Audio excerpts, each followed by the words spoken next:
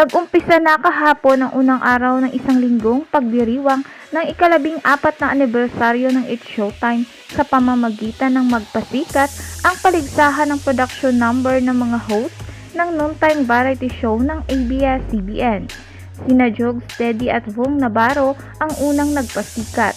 Ginulat nga ng tatlo ang manunood pati ang kasamahan nila sa It's Showtime dahil sa kanilang simple pero kakaibang pagtatanghal, ang pagbibigay pugay sa mga komedyanteng Pilipino na namayapa. Gamit ang Artificial Intelligence o AI Transformation Technology, binuhay ni Teddy, Vong at Jog sina Red for White, Dolphy at Babalo habang inaawit nila ang makabagbag damdaming kanta na sana'y maalaala nyo kami.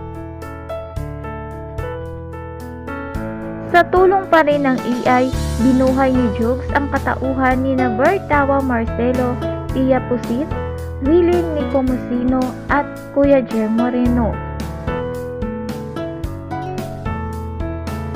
Sina Meli Tagasa, Blackjack at Chiquito naman ang AI transformation ni Vong Navarro.